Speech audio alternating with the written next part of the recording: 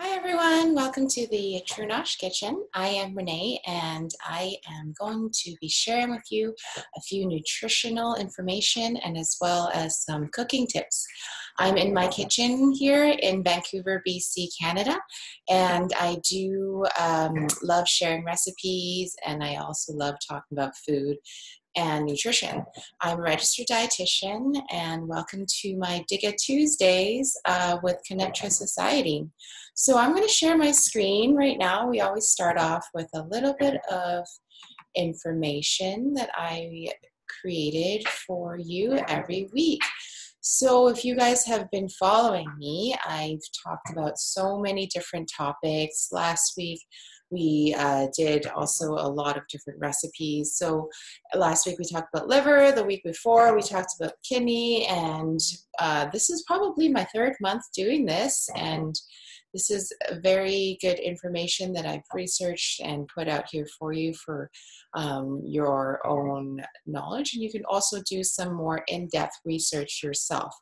You can also look at my bio on my website. I own a company called truenosh.com.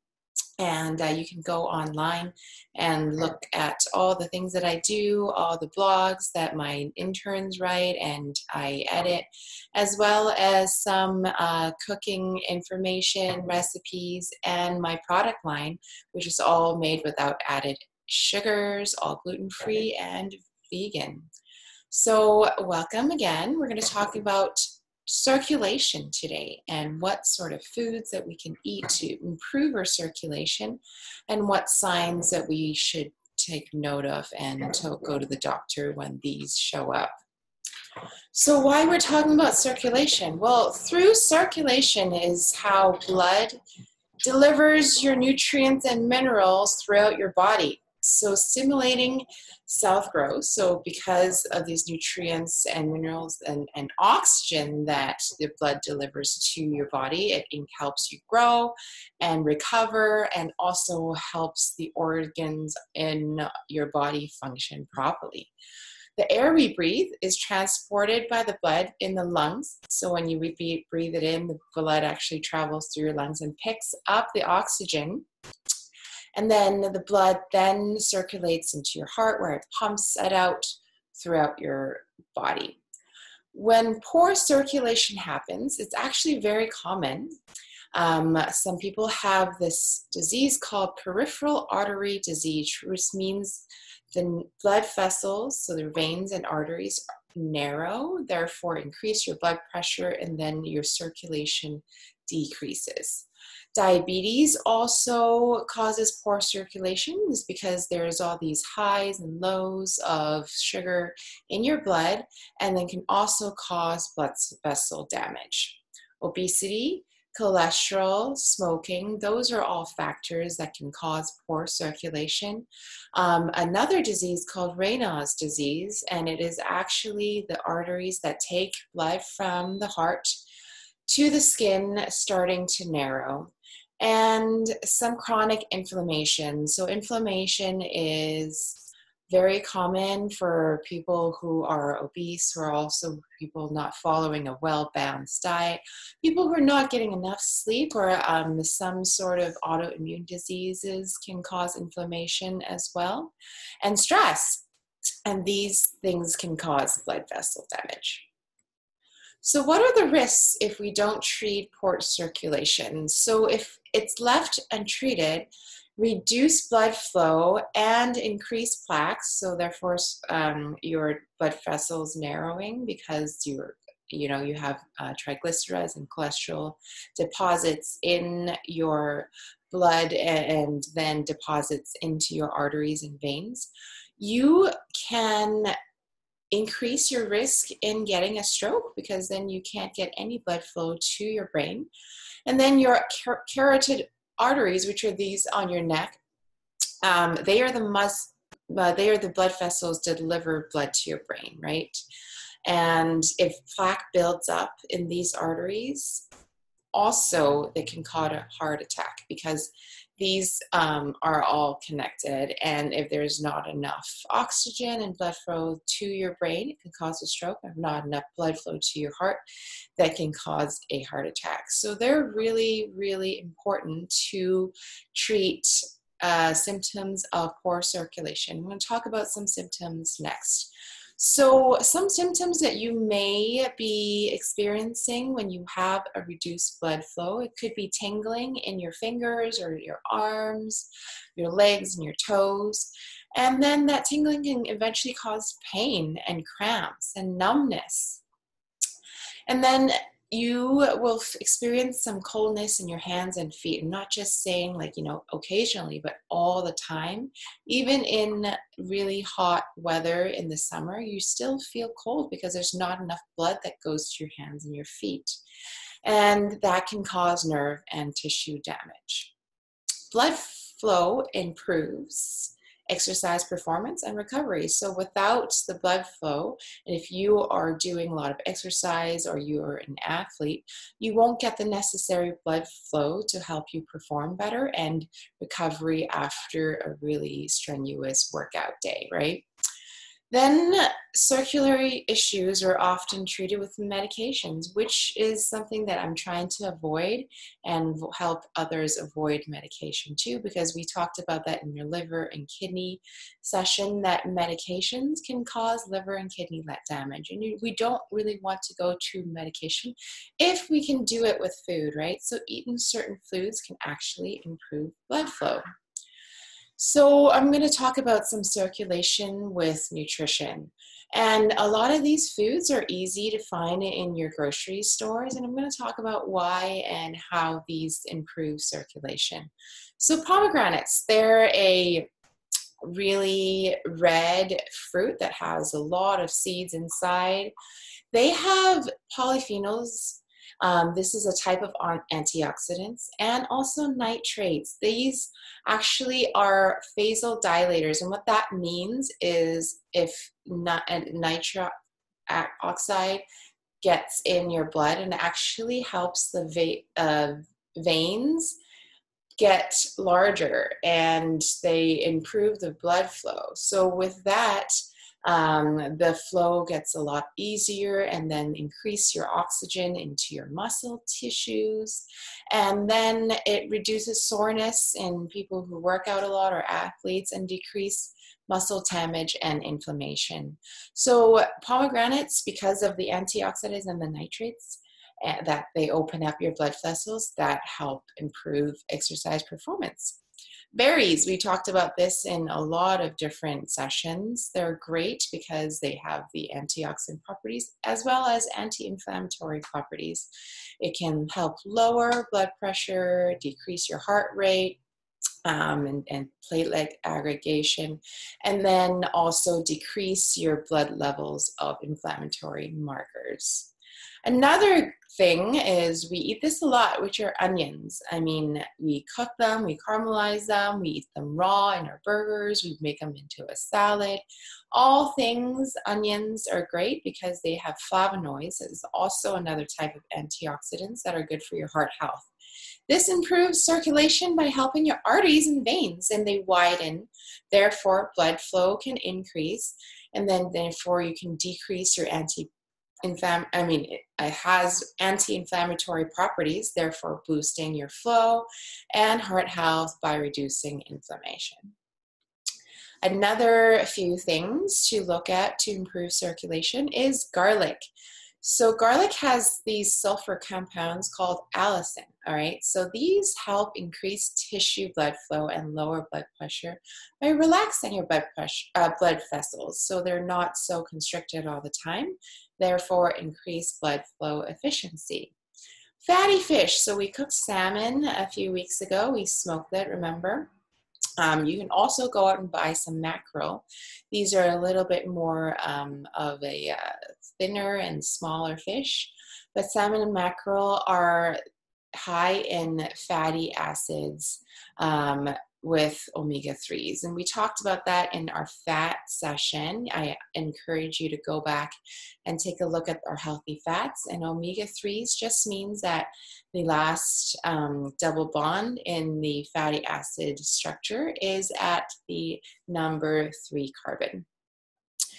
Beneficial because it's good for circulation and it promotes release of nitric oxide. So as we said previously, it is a vasodilator, which means it opens up your blood vessels and increases blood flow. So it doesn't help with the clumping of platelets in your blood, so it stops the clumping of platelets, and it actually can lead to decrease of blood clot forming, therefore reducing blood pressure.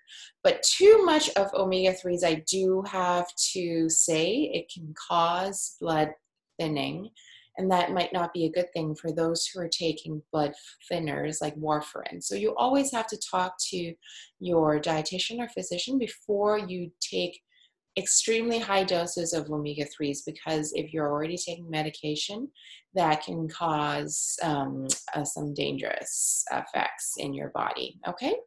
And then beets. Beets are great. You can boil them, you can shred them and make a salad, you can roast them, you can also blend them into your smoothies, a lot of different things that you can do with beets, and also make beet juice. And beets have nitrates. Again, convert it into nitric oxide. Another reason why but beets are good for you is a vasodilator. Oh, okay, meaning it opens up your blood vessels and relaxes them, and then the blood flow can increase to your muscle tissue and improve oxygen to all parts of your body, stimulating the blood flow and increase your performance when you're doing some exercise, especially when you're an athlete. And decreases blood pressure because it decreases the clotting time, and the blood vessels also lower in inflammation when you ingest beets.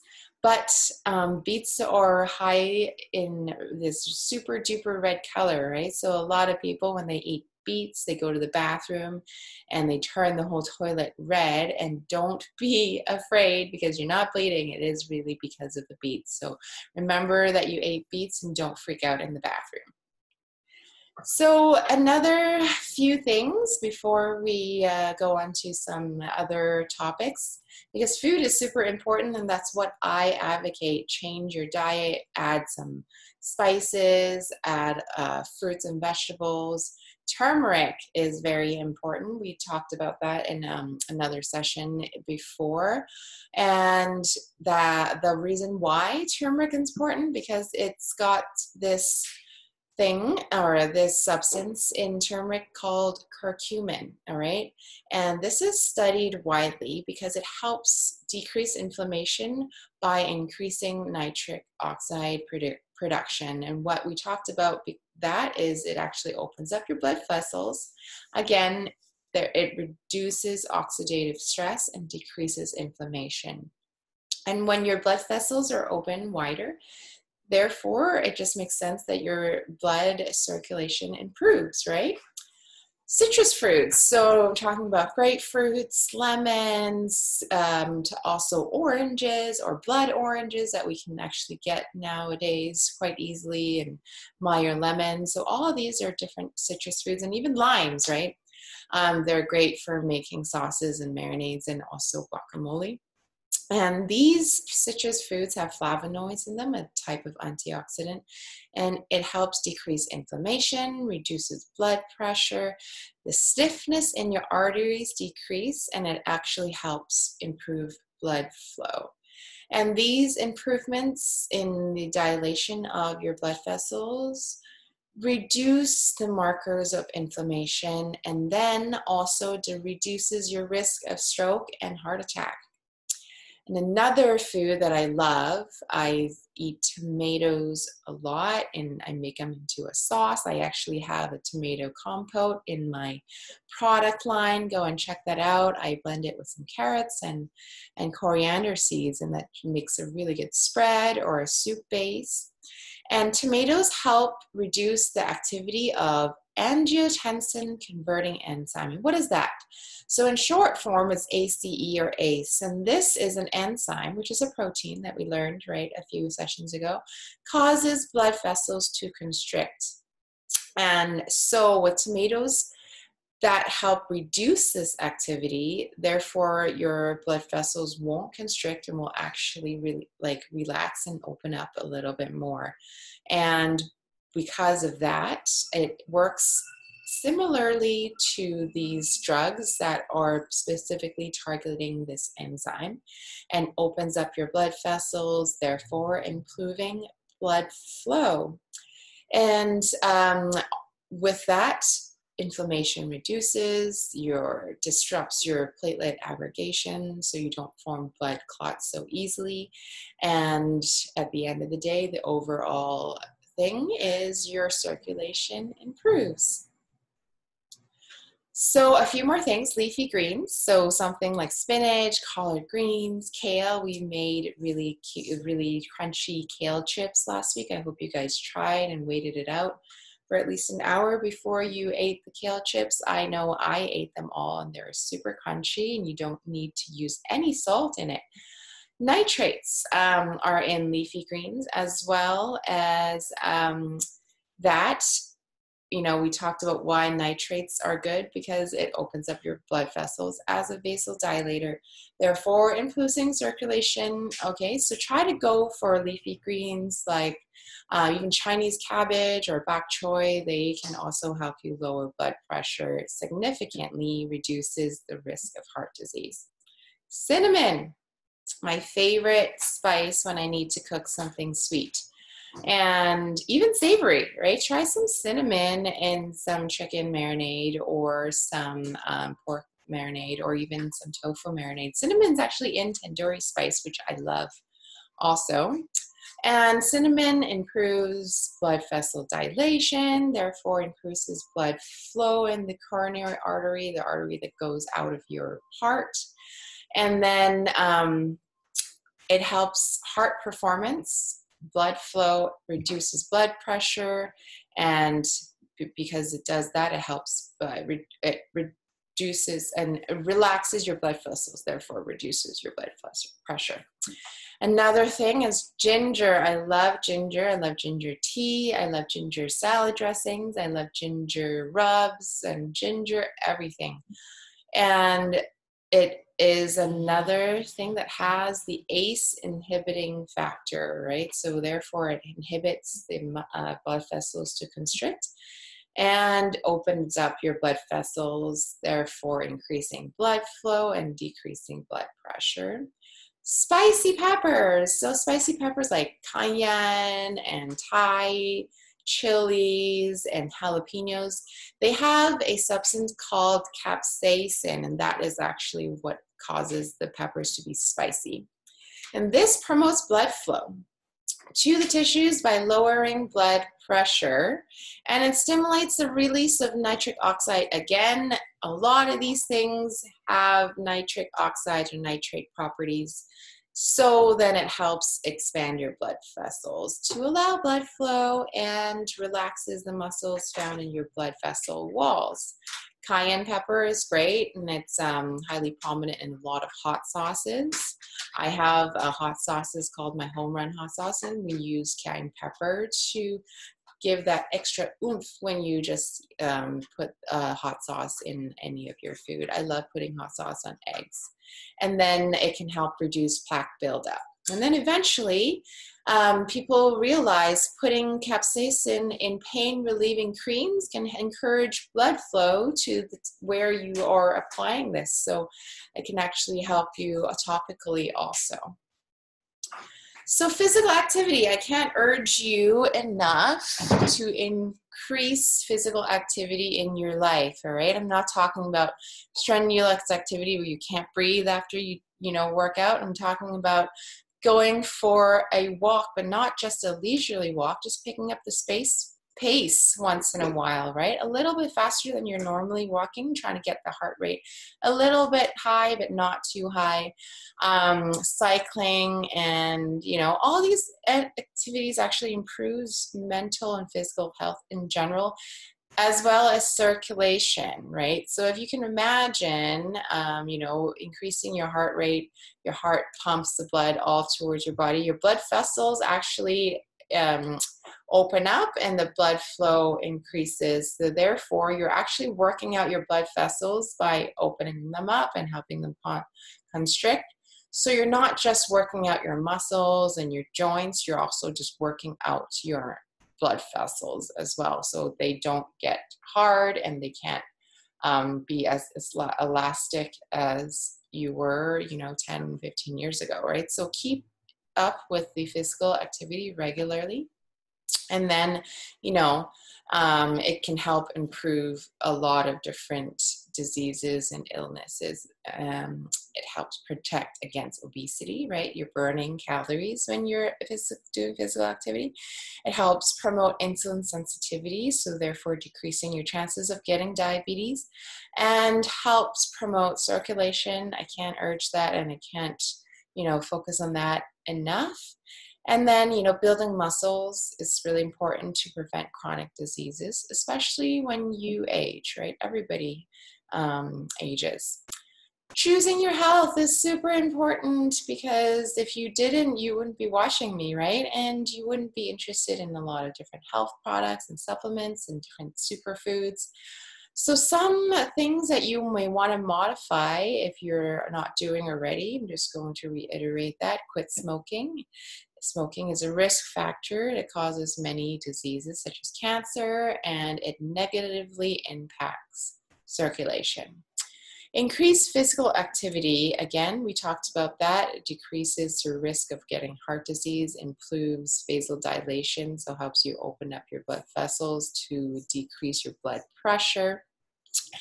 Maintaining a healthy weight. So if you're overweight or obese, meaning your BMI is above 30, that can impact the blood flow throughout your body, and they can lead to complications such as black pill buildup in your heart arteries. And what that causes is stroke or heart attack.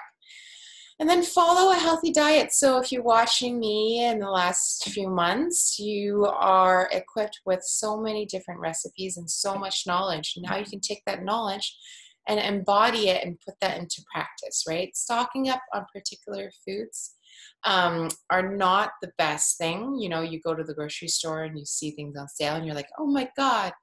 But it actually in the long run can be detrimental, right? So try switching to a diet that's got whole foods such as whole vegetables, whole fruits, healthy fats. I'm talking about the omega-3s, the polyunsaturated fatty acids. We talked about that in a previous session. And fiber-rich foods, okay? So you and fiber are best friends, and you need at least 25 grams of fiber in a day. Try to stay hydrated, right? So drink water before, during, and after meals, including, teas and like herbal teas, so to try to decrease your caffeine.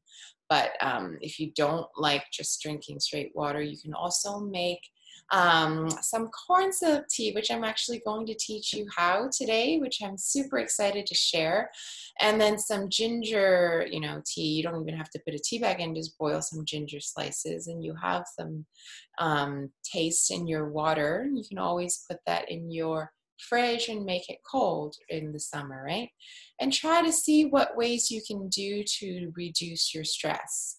Stress levels increase while you are working and, doing things that can harm your stress levels, and also impacts blood pressure, right? So if you notice when you're stressed, some people turn red because, all their blood vessels are constricting.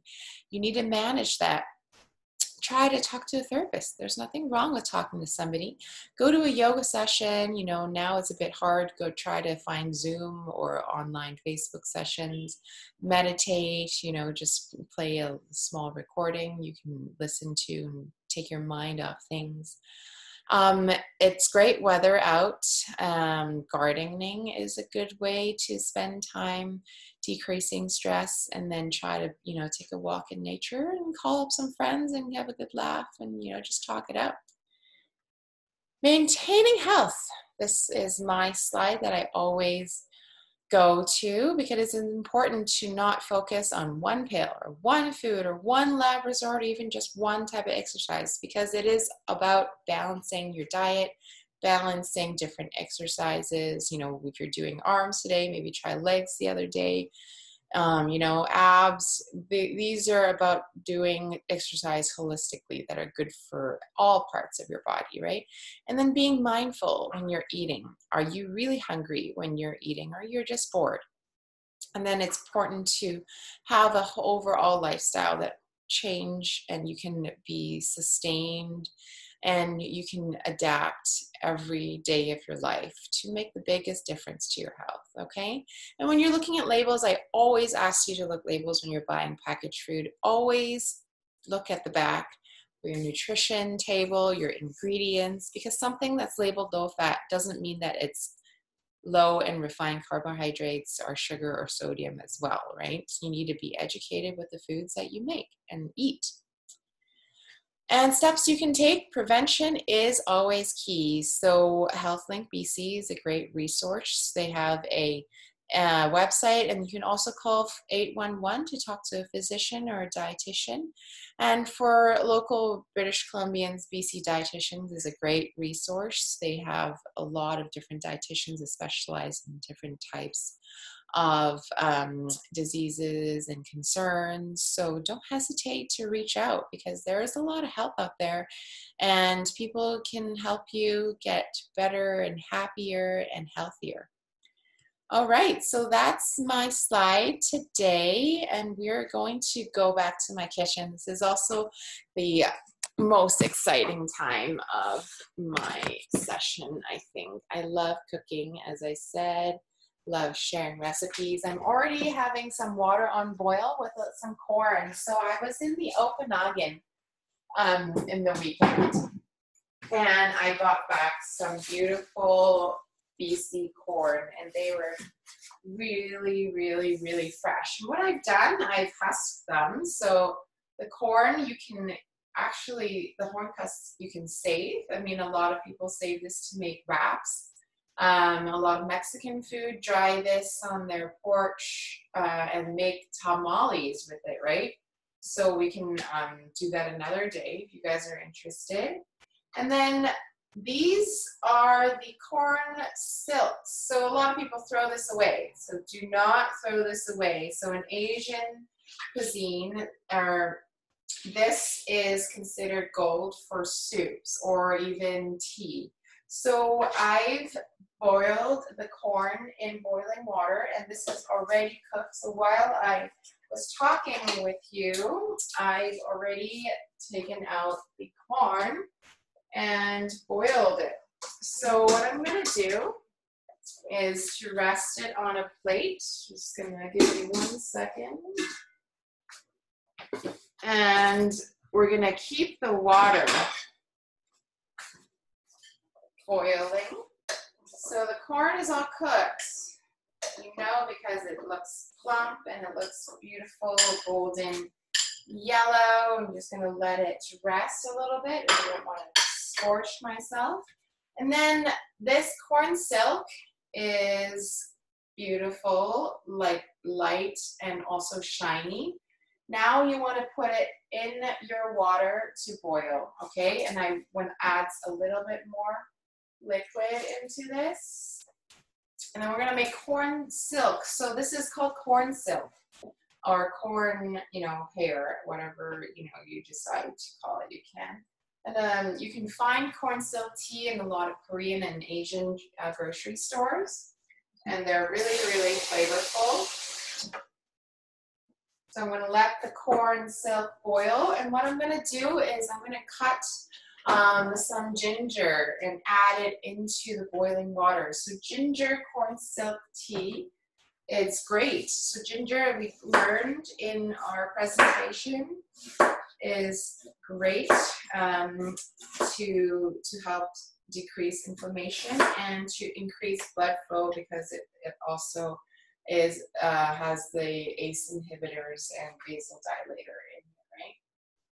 Okay, so I'm going to put in about 5 slices of ginger. I'm going to put the lid back on and let it boil for about 10 minutes, and you'll have really nice refreshing tea. So what you want to do after it boils, drain it and then put it in a jar, and you can drink it cold and put it in the refrigerator or drink it hot. Doesn't really matter. The ginger gives a lot of flavor to the corn silk tea. If you don't have ginger, corn silk tea is perfectly good.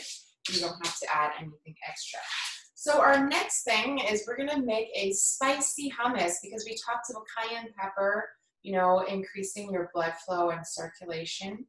And hummus is a lot of times very open to different types of flavors, and it can be changed, you know, different colors depending on what you add into it, right? So I have some chickpeas here that I boiled and I soaked overnight and then boiled it for about 15 minutes and then let it cool. We have some tahini here, which is sesame butter. Okay, and then I have a blender and I have some garlic. All right, so garlic, do you guys remember what was in here? Garlic has allicin, which is like a sulfur property. So that actually helps you improve your circulation as well. So with the garlic, I'm gonna crush it. Knife to peel it easily.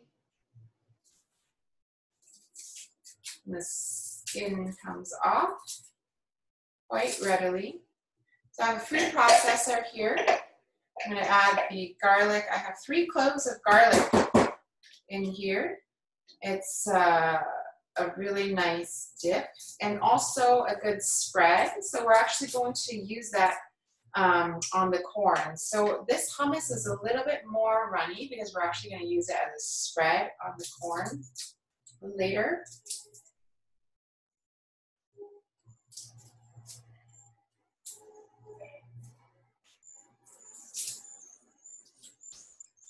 All right. So our last garlic clove, there we go, a little bit more of a bang there. Okay, so with 3 large garlic cloves, I'm going to put in about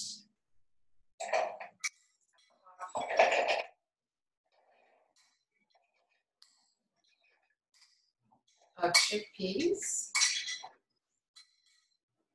Okay. And then we're going to put in 2 tablespoons of tahini. You can get tahini anywhere, and usually it's in the spread, the grocery store. If you don't have tahini, you've roasted sesame seeds, you can go ahead and do that. Okay. And then now I'm going to put a little bit of turmeric in here as well as some chili lime seasoning. So it really depends on what you want to make. So I like mine to be very colorful and orange. So I've added about 1 heaping tablespoon or teaspoons or 1 tablespoon of turmeric, and then also 1 heaping teaspoon or 1 tablespoon of chili lime. Okay, and then a little bit of water. So what you want to do is about 3 tablespoons of water. All right, and then the same amount of oil. So we have some flax oil here, about 3 tablespoons of oil. And then I forgot some lemon juice, so I'll be right back.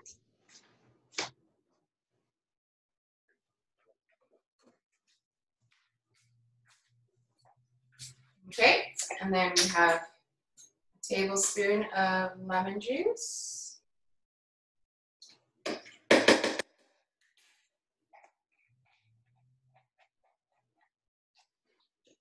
And then you can put a little bit of pepper and a little bit of salt in if you wish. If you're trying to decrease the salt, you don't even need it.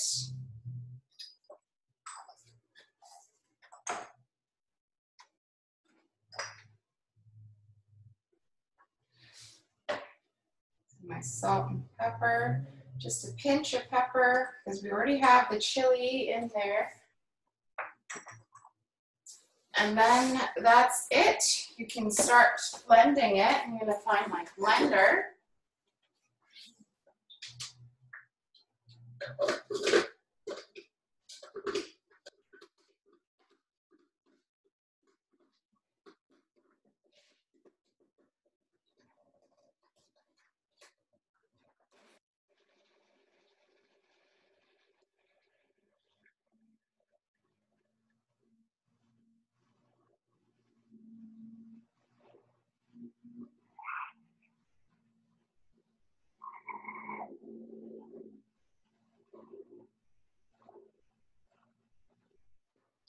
If it's too thick, add a little bit of water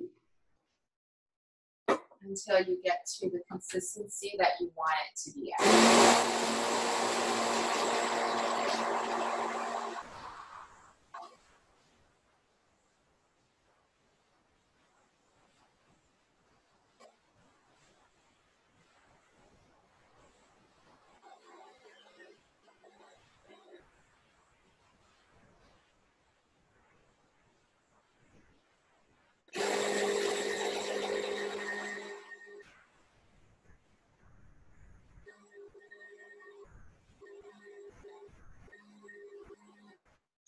Take a look again.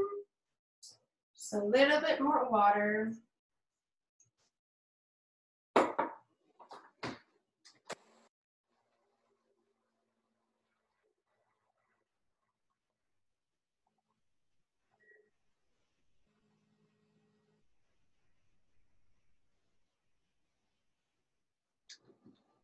Okay, that was really nice.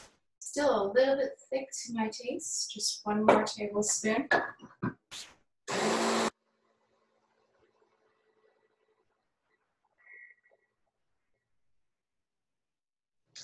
Okay, that is beautiful.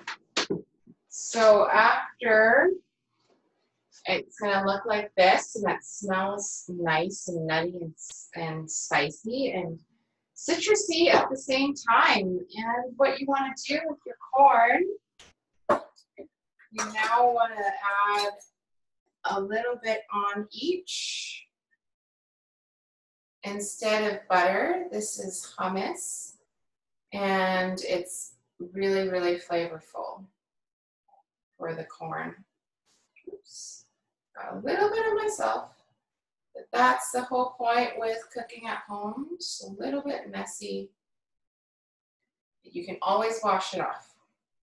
One thing with turmeric though, you don't really want to wear something too white or else it stains it, but you can always wash it off. Okay, so that one is done, and another.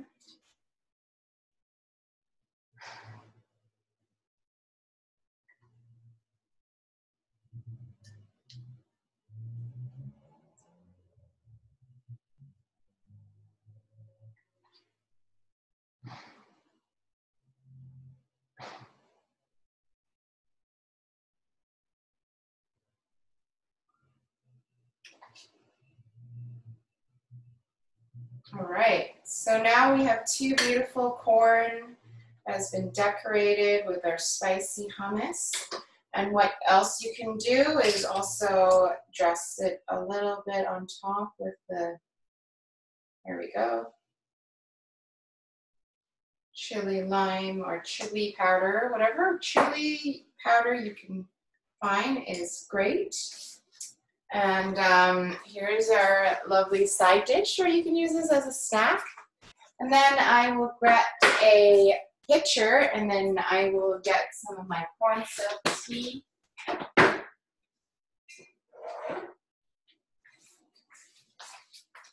With ginger inside. It's all nice and flavorful. I'm going to get a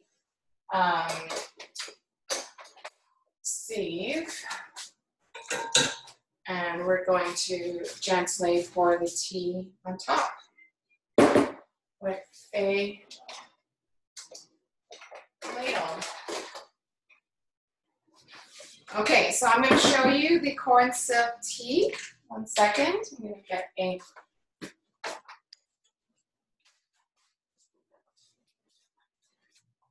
look like this, and the liquid is a little bit hot, so be careful when you are pouring it out of the pot. Get a cozy underneath here. Fantastic. And then now you can just gently spoon it into your jar and then put it in the refrigerator until it gets cold, and then serve it up when you're having some guests over at the barbecue.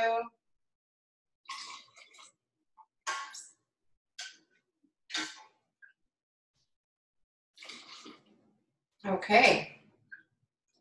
So I'm going to keep doing this, but you guys can see the color of the tea that we've made with the corn silk and the ginger. And it smells very nice, so it's great as a warm tea or as a cold drink. So that's all I have for you today. Some beautiful corn with some spicy hummus. This hummus also can be used as a dip for your carrots, celery, or chips. And then this tea is great for a summer refreshing drink. And that's all for me today. So thanks for your patience, and thanks for watching me, and we'll see you next week. Bye.